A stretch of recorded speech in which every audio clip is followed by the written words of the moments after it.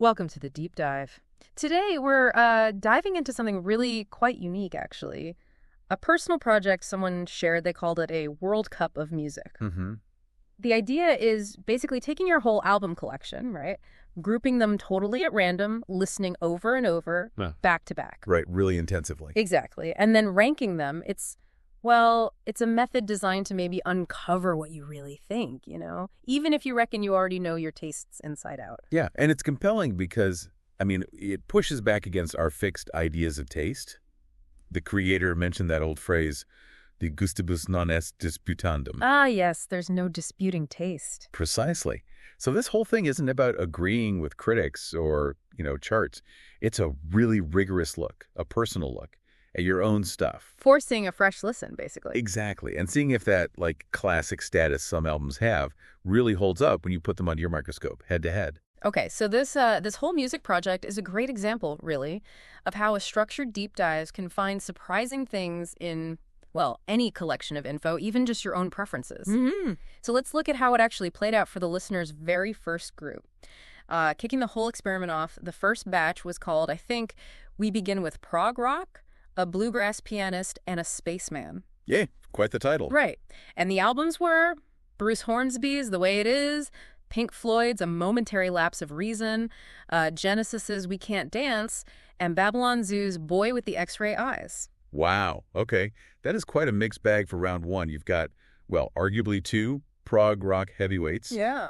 A really respected pianist, known for being super consistent, and then, Babylon Zoo, mostly known for that massive single in the 90s. Spaceman, yeah. So the mix itself forces you, doesn't it, Yeah. to compare sounds that are, pretty different. Totally. And apparently the second Momentary Lapse of Reason came on, the listener thought, this is it. This is the winner. Right, the gut reaction. Yeah, they'd heard it tons of times, loved it.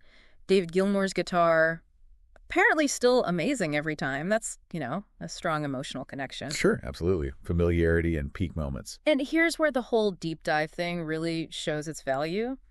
Despite Floyd being the assumed winner, Bruce Hornsby's The Way It Is actually won the group. See, that's fascinating. It really highlights how, in this kind of direct face-off, the consistency of an album, like track after track, that quality can sometimes, maybe surprisingly, beat out an album with just a few absolutely stellar moments, or even one that's generally seen as a classic. Yeah, the creator's note said Hornsby's music was consummate and so consistent, that's what just edged it past Floyd. Right, and Genesis is We Can't Dance, even though it has great songs like No Son of Mine, and, it's musically very strong. Still great songs on there. It ended up third.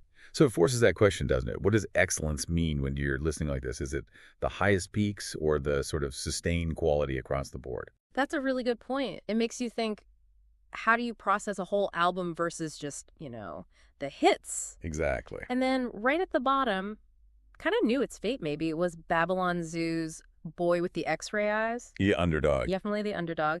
The listener called it the Rocky Balboa of the group. Knew it didn't really stand a chance overall. Yeah. But interestingly, even then, they noted tracks like Spaceman still sound great today. And another track, Is Your Soul for Sale, was called a calm slice of melody in amongst, heavier guitar stuff. So still finding merit even in the loser. Yeah, but overall, just not in the same league. So the initial rankings, pretty unexpected, really, with Hornsby pulling off that win. It really shows how this kind of rigorous head-to-head process can genuinely give you new perspectives, even on music you think you know incredibly well. Yeah, forces a different kind of listening. Right. You're actively comparing, not just passively hearing it. So thinking about this, what does it mean for you, listening right now? What sort of hidden gems or, unexpected results might you find if you put your own favorite albums? Or maybe any personal collection of stuff through a really rigorous head-to-head comparison like this?